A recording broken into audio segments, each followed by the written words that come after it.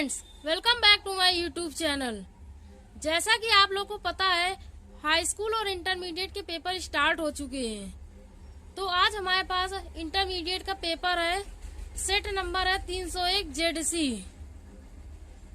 तो इसे आज हम आप लोग को पूरा सॉल्व करके बताएंगे। तो इससे पहले जो हमारे चैनल में नए हैं वो चैनल को सब्सक्राइब करना ना भूलें और बेल आइकन को प्रेस करना ना भूलें। तो चलिए स्टार्ट करते हैं।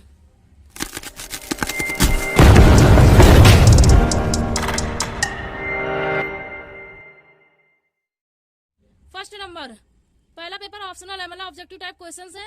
10 ऑब्जेक्टिव दिए हैं, इनको हम सॉल्व करके बताएंगे। तो फर्स्ट नंबर है, बाण भट्ट की आत्मकथा है, तो आंसर हो गया उपन्यास। खा नंबर, आकाश के तारे रचना के रचनाकार हैं, इसका आंसर हो जाएगा कन्हैया लाल मिश्र। गा नंबर, जैनेन्द्र कुमार की निम्नलिखित में से कौन सी रचना उपन्यास नहीं है। तो इसमें बहुत से बच्चों ने गलत कर दिया होगा, क्योंकि इसमें पूछा है कौन सी रचना उपन्यास नहीं है। तो इसका आंसर होगा वातायन। 4 नंबर, ये और वे संस्मरण के लेखक हैं, इसका आंसर है महावीर प्रसाद द्विवेदी। 5th नंबर, कल्पवृक्ष निबंध के रचनाकार हैं, इसका है वासुदेव शरण अग्रवाल। फिर आया इसके श्रद्धा और प्रेम के योग का नाम भक्ति है, किस विद्वान का कथन है। इसका आंसर है आचार्य रामचंद्र शुक्ल। दूसरा तार सप्तक प्रकाशित हुआ, इसका आंसर है 1951। कुछ बच्चों ने 1959 लगाया है, वो तीसरा तार सप्तक है। महादेवी वर्मा की रचना है, तो महादेवी वर्मा की रचना कौन सी है, स्मृति की रेखा है। महादेवी वर्मा की रचना स्मृति की रेखाएं है। यशोधरा हो गई मैथिली शरण गुप्त की रचना, स्मृति की रेखा है महादेवी वर्मा की है। युगवाणी है सुमित्रा नंदन पंत की। राम की शक्ति पूजा है सूर्यकांत त्रिपाठी निराला की। बहुत से बच्चों ने यशोधरा लगाया, वो गलत आंसर है। दिनकर जी ने किस स्वनिर्मित छंद का प्रयोग रसवंती नामक रचना में किया, इसका आंसर होगा गीतिका में।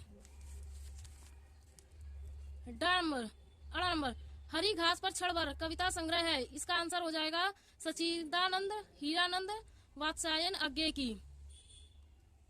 इसके बाद आप लोग का थर्ड पैराग्राफ स्टार्ट होता है। ये पैराग्राफ दिया हुआ है कुछ, ये 10 नंबर कैरी करता है। तो इसमें से अथवा लगा हुआ है, चाहिए पैराग्राफ करिए चाहिए।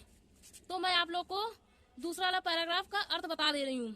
ये पैराग्राफ दिया हुआ है भारतीय संस्कृति में और इसलिए जीवन में इस पुष्प का प्रवेश और निर्माण, ये पूरा एक पैराग्राफ है, आप लोग देख लीजिएगा। इसमें पूछा है उपयुक्त गद्यांश के पाठ और लेखक का नाम लिखिए।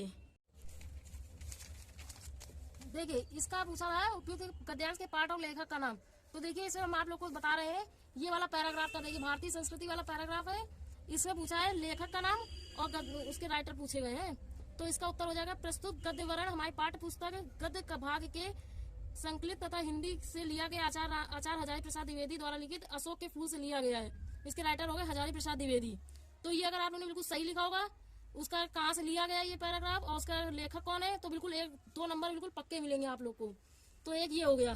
फिर इसके बाद है रेखांकित अंश की व्याख्या कीजिए, मतलब ये पैराग्राफ दिया हुआ है, इसके अर्थ की व्याख्या करनी है। तो देखिए व्याख्या में दिया गया है, ये व्याख्या है हजारी प्रसाद द्विवेदी जी के अशोक के फूल के बारे में बताते हुए कह रहे हैं कि भारतीय साहित्य वर्णन और भारतीय जीवन में अशोक के फूल का प्रवेश और विलुप्त जानकारी, ये पूरा एक पैराग्राफ हो गया। तो इसका आंसर ये हो गया। जरूरी नहीं कि बिल्कुल यही सेम लैंग्वेज हो, इसे आप अपनी लैंग्वेज में लिखा होगा तो 1 नंबर मिलना बिल्कुल पक्का है। थर्ड नंबर आइए, थर्ड नंबर क्या है, अशोक का पुष्प कालिदास के महाकाव्य में किस भांति शोभा पाता है। तो इसका आंसर देखिए इसी में छिपा हुआ है। तो अशोक का पुष्प कालिदास के महाकाव्य में किसकी जगह हो जाएगा, नववधु के गृह प्रवेश की भांति शोभा पाता है, बिल्कुल कोई इसी पैराग्राफ से दिया हुआ है। तो आप लोग इसमें तुरंत लिख लिया होगा। 4th नंबर है, अशोक के पुष्प को कब साहित्य के सिंहासन से उतार दिया गया है। 4th नंबर आंसर देखिए, अशोक के पुष्प को कब साहित्य सिंहासन से उतार फेंक दिया गया। तो 4th नंबर का आंसर ये देखिए, अशोक का पुष्प मुसलमानी सुल्तनत की प्रतिष्ठा के साथ साथ ही साहित्य के सिंहासन से चुपचाप उतार फेंक दिया गया है। देखिए इसका भी आंसर हमने बता दिया आप लोग को। लेखक ने किसे विचित्र नाटकीय व्यापार बताया है। 5th नंबर का आंसर ये है, ये देखिए लेखक ने भारतीय साहित्य और भारतीय जीवन में अशोक के फूल के प्रवेश और निर्मम को विचित्र नाटकीय व्यापार बताया। तो ये पांचों के हमने आंसर आप लोग को बता दिए हैं। तो अगर आपने सब में ऊपर वाले में तो 2 नंबर पक्का हो जाएगा, अगर आप लोगों ने लिखा इनको सही। इसमें भी 1 नंबर आप लोग मिल जाएगा, इसमें भी 1 नंबर मिल जाएगा। इसमें मतलब कि 10 नंबर का है तो आप लोग को 5 नंबर इसमें मिलने पक्के हैं, अगर आप लोगों ने अगर क्वेश्चन अटेम्प्ट करा है तो। इसके बाद आइए नेक्स्ट पैराग्राफ में।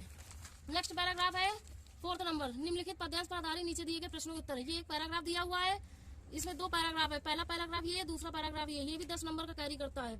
तो पहला पैराग्राफ दिया हुआ है, कोई प्यास कुसुम कुमला गेहूं में जो पड़ा है, लो प्यार के चरण पर ला डल देनी उसी को। ये पैराग्राफ है, ये बुक में पेज नंबर दिया है, पेज नंबर 40 में। लाइए हम आप लोग को पेज नंबर 40 में दिखा देते हैं। ये पेज नंबर 40 हो गया आप लोग का। इसमें देखिए आप लोग का दिया हुआ है कोई प्यारा कुसुम। ये देखिए ये पैराग्राफ है। तो इसमें देखिए हम आप लोग को क्वेश्चन दिखाते हैं। तो क्वेश्चन क्या पूछा है? क्वेश्चन पूछा है उपयुक्त पद्यांश के शीर्षक और कवि का नाम। मतलब कि इस पैराग्राफ में शीर्षक बताना है, उसके राइटर कौन है, यानी कवि कौन है। तो इसके राइटर देखिए क्या है। इसके राइटर हो गए हैं प्रस्तुत पद्यांश हमारी पाठ्य पुस्तक काव्य खंड के किससे लिया गया है? इस प्रस्तुत पद्यांश हमारे काव्य अयोध्या सिंह उपाध्याय से लिया गया है। इसके राइटर काव्य भाग से संकलित पवन द्वितिका से लिया गया है। इसके राइटर हो गए अयोध्या सिंह उपाध्याय। ठीक है, दूसरा क्वेश्चन हो गया इसी का, रेखांकित अंश की व्याख्या करनी है। तो इसकी व्याख्या देखिए क्या है। हे पवन, कृष्ण के घर पहुंचकर यदि कोई मुरझाया हुआ सुंदर फूल और वहां पड़ा मिल जाए तो उसे प्रिय कृष्ण के चरणों में लाकर रख देना। इस प्रकार तू उन्हें यह बता देना कि इसी फूल की तरह विनय में मुरझाई हुई एक तरुणी। ये पूरा पैराग्राफ ये यहाँ से आता है। जरूरी नहीं कि ये पूरा पैराग्राफ आपने बिल्कुल सेम लिखा हो, अपनी भाषा में लिख सकते हैं। तो मैंने आप लोग को एक छोटा सा दिखा दिया हिंट टाइप में। थर्ड नंबर आइए, राधा पवन द्वितिका से मुरझाए हुए पुष्प को कहाँ डाल देने की बात कह रही है। तो इसका आंसर हो जाएगा राधा पवन द्वितिका से मुरझाए हुए पुष्प को श्री कृष्ण के चरणों में लाकर डाल देने की बात कह रही है। बिल्कुल देखिए क्वेश्चन सही, बस श्री कृष्ण के चरणों जोड़ना। मुरझाए हुए पुष्प की उपमा किससे की गई है? तो इसमें भी आंसर देखिए, इसमें ये मुरझाए हुए पुष्प की उपमा राधा से की गई है। फिफ्थ नंबर आइए, श्री कृष्ण के कमल के समान कोमल चरणों को कौन चूमना चाहता है? बिल्कुल सिंपल सा क्वेश्चन है। इसका भी आंसर हो जाएगी कि श्री कृष्ण के कमल के समान कोमल चरणों को राधा जी चूमना चाहती हैं। ये पूरा देखिए हो गया ये पैराग्राफ। जिन्होंने ये पैराग्राफ कराया तो वो भी मैच कर लीजिए, और दूसरे पैराग्राफ का भी हम बता दे रहे हैं। तो दूसरा पैराग्राफ देखिए, जब पहुंची चपला बीच धार छिप गए चांदनी का, ये पूरा पैराग्राफ दिया हुआ है। इसे पूछा है उपयुक्त पद्यांश के पाठ का शीर्षक तथा कवि का नाम बताइए। तो देखिए बुक में दिया हुआ है कि मतलब कि इजी नोट्स वगैरह में मास्टरमाइंड जिनके पास भी है, पेज नंबर 43 में दिया हुआ है। तो पेज नंबर 43 मैंने खोल दिया है। उसमें देखिए जब पहुंची करके दिया हुआ है, जब पहुंची करके चपला, ये दिया क्वेश्चन। तो इसे पूछा उपयुक्त पद्यांश का शीर्षक और कवि का नाम पूछा गया था। तो देखिए इस कवि का नाम यहाँ से लिए बता रहे कहाँ से लिए।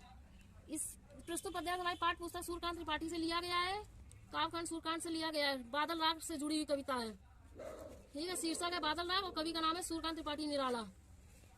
अगर जिसने भी सही लिखा है तो पूरे 2 नंबर पक्के मिल जाएंगे।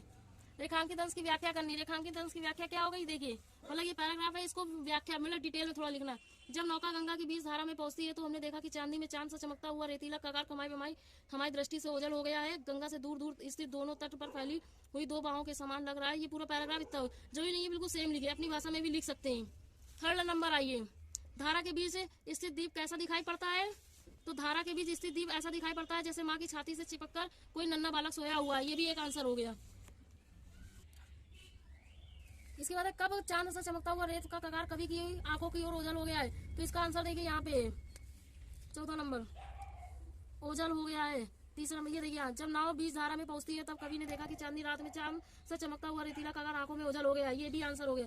धारा के बीच से देखने पर गंगा के दोनों तट किसके समान लगते हैं? ये देखिए 5th नंबर आंसर। धारा के बीच देखने पर गंगा के दोनों तट फैली हुई 2 भुजाओं के समान लग रहे हैं जो गंगा के दुबले पतले शरीर का आलिंगन करने के लिए अधीर है। तो ये पूरा एक हो गया। इसके बाद आप लोग देखिए, निम्नलिखित में से किसी एक लेखक की जीवनी साहित्य परिचय देते हुए उनकी रचनाएं लिखनी है। तो ये 5 नंबर का है। पहला दिया है कन्हैया लाल मिश्र, दूसरा आचार्य हजारी प्रसाद द्विवेदी, तीसरा है जी सुंदर रेड्डी। तो इन तीनों में से किसी एक का लिखना है। तो हम आप लोग को एक बिल्कुल छोटा सा हिंट टाइप में दिखा दे रहे हैं। जैसे आचार्य हजारी प्रसाद द्विवेदी है तो आप लोग उसका पहले संक्षिप्त परिचय लिख दीजिएगा, ऊपर डालिएगा संक्षिप्त परिचय, फिर लिखिएगा जन्म, जन्म स्थान, पिता माता, बचपन का नाम, ऐसे बना लीजिएगा कोटेशन टाइप में। फिर उसके बाद लिखिएगा जीवन परिचय। तो जीवन परिचय आप लोग को ये नहीं कि पूरी किताब से उठा के छाप दे, आप लोग मेन पॉइंट लिख सकते हैं बिल्कुल से।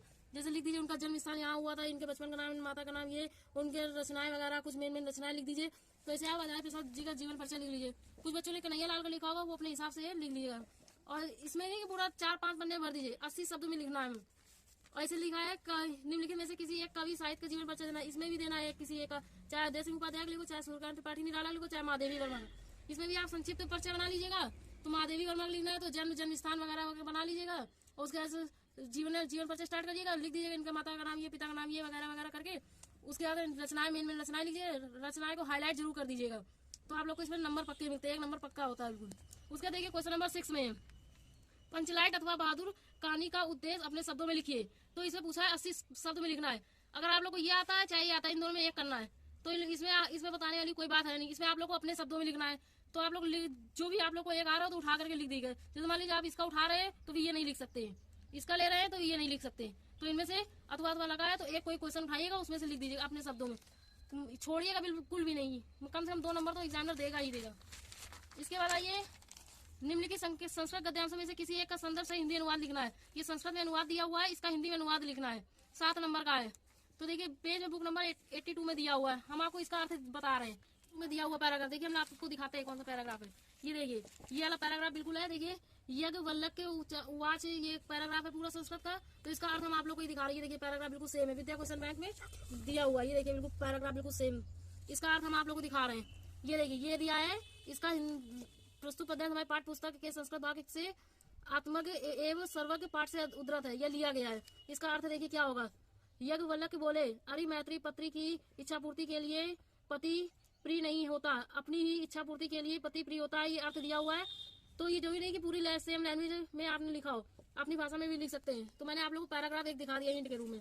दूसरा देखिए महापुरुषा लौकिक वाला पैराग्राफ है, पेज नंबर 84 में है। तो दूसरा वाला पैराग्राफ ये देखिए ये दिया है। तो इसका भी हिंदी अनुवाद देख लीजिए। इसका हिंदी अनुवाद ये है, महापुरुषा संसारिक प्रलोभने में फंसकर अपने निश्चित लक्ष्य से कभी विचलित नहीं होते हैं। देश सेवा में उतरुत होकर यह युवक व पूरा पैराग्राफ ये पूरा यहाँ तक है। ठीक है, आप लोग मैच कर लीजिएगा। ये भी जो लिखिए इसकी भाषा हो, अपनी भाषा में लिख सकते हैं। तो इन दोनों में जिसने जो करा वो अपना मैच कर लीजिएगा। मैंने दोनों बता दिया आप लोग को। इसके बाद यह निम्नलिखित संस्कृत श्लोकों में से किसी एक का अर्थ लिखना है। ये भी 7 नंबर का है। 2 श्लोक दिए हैं, इनमें से किसी एक श्लोक का अर्थ लिखना है। तो हम आप लोग को दूसरे नंबर श्लोक का अर्थ बता दे रहे हैं। तो जल बिंदु निप्तोन क्रमशः पूर्णते वाला अर्थ है। इसका पेज नंबर दिया है 86 में। 86 में देखिए हम आप लोग को बता रहे हैं। ये देखिए बिल्कुल सेम पैराग्राफ है। इसका अर्थ देखिए क्या है, जल की बूंद बूंद गिरने से घड़ा भर जाता है। यह सभी विधाओं धर्म और धन का कारण है। चाहे आप ये लिख दीजिए, अर्थात थोड़ा थोड़ा करके ही धन विद्या धर्म व धन संचित होता है। ये हो गया बिल्कुल सेम, जरूरी नहीं है अपनी भाषा में लिख सकते हैं। इसके बाद यह निम्नलिखित में से किसी 2 प्रश्नों के उत्तर देने संस्कृत में 2 देने हैं। तो 2 नंबर के हैं। तो हम आप लोग को 3 बता दे रहे हैं। दिलीप कस प्रदेश राजा आसित, तो दिलीप संग्रम भूमंडल से राजा आसित। और इसके बाद दूसरा धीमता काला कथ गच्छति, धीमता काला काव्य शास्त्र विनोदेन गच्छति।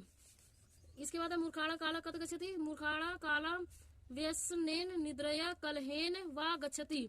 तो इनमें से जिसने 2 करे हो आप लोग मैच कर लीजिए। मैंने आप लोग 3 बता दिए। इसके बाद है करुण अथवा वीर रस की परिभाषा उदाहरण सही दीजिए। तो इसमें आप लोग को करुण रस हो या वीर रस की परिभाषा लिखनी है। उदाहरण करुण की लीजिए चाहे वीर की, इसमें रस लिखना है। आप लोग परिभाषा उसका उदाहरण दे दीजिएगा। उपमा अथवा अतिशयोक्ति अलंकार की परिभाषा उदाहरण देना है। इसमें किसी एक का लिख दीजिए जो आपको आता हो, बुक में दिया हुआ है, लास्ट पेज में मैच कर लीजिएगा। रोला अथवा चौपाई में लक्षण एक उदाहरण देना है। ये भी आप पीछे दिया लास्ट पेज में। निम्नलिखित में से किसी एक विषय पर अपनी एक निबंध लिखना है।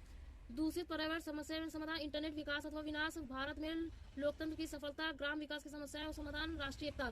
ज्यादातर राष्ट्रीय एकता, इंटरनेट वगैरह, प्रदूषित पर्यावरण ज्यादा पूछा जाता है। तो आई होप हमें लगता है आप लोगों ने दूषित पर्यावरण में लिखा होगा ज्यादातर।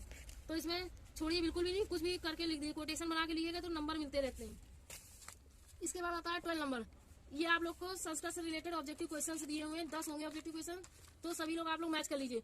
तो पहला है पावका का संधि विच्छेद। पावका का संधि विच्छेद होता है पौ प्लस अक। बहुत से लोगों ने लगाया होगा पा प्लस अक, ये गलत हो जाएगा आंसर। इसका आंसर है पौ प्लस अक।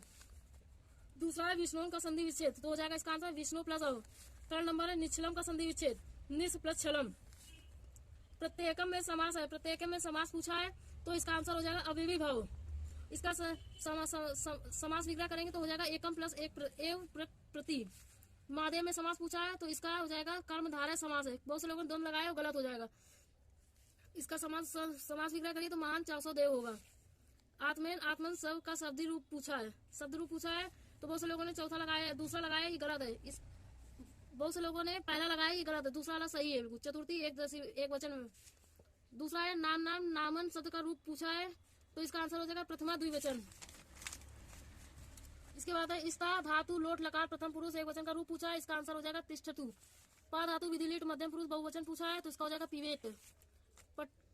पठितव्य शब्द का प्रत्यय पूछा है, इसका मेरे हिसाब से तव्यत होगा। आप लोग एक बार कंफर्म करके मिला लीजिएगा, ये बहुत कंफ्यूजिंग है। पठनी में प्रत्यय अनियर हो जाएगा। रेखांकित पदों में से किसी एक विभक्ति तथा संबंधित नियम लिखना है। इसमें एक विभक्ति और नियम बताना है। निम्नलिखित में से किन्हीं 2 वाक्यों का संस्कृत में अनुवाद लिखना है। तो सुदामा कृष्ण के मित्र थे तो हो जाएगा सुदामा कृष्ण मित्रम आसीत। काली गाय बहु दूध देती है तो कृष्णा गौ बहु दूध दाती। भगवान वासुदेव को नमस्कार, भगवान वासुदेव नमः। भिखारी पैर से लग रहा है, भिक्षुका पादेन खज अस्थि। तो जरूरी नहीं कि बिल्कुल सेम सेम हो, थोड़ा बहुत ऊपर नीचे हो सकता है, सबके संस्कृत में अनुवाद करने का तरीका अलग अलग होता है, ये भी बिल्कुल सही है। तो ये बहुत सब संस्कृत में बनाना था, तो ये किताब में बिल्कुल ना ढूंढिए क्योंकि किताब से बिल्कुल भी मैच नहीं करता है। तो आज मैंने आप लोग को हिंदी का पूरा पेपर बता दिया है, तो सभी लोग आप लोग इसके आंसर मैच कर लीजिएगा। आई होप आप लोग को वीडियो पसंद आया होगा। अगर वीडियो अच्छा लगा हो तो चैनल को सब्सक्राइब करना ना भूले और बेल आइकन को प्रेस करना ना भूले। अगर तुम लोग नए हो तो सब्सक्राइब करो, वो जो लाल वाला बटन है उसके साथ स्कैम करो या फिर महफिल जमाओ, मुझे नहीं पता, बस क्लिक हो जाना चाहिए।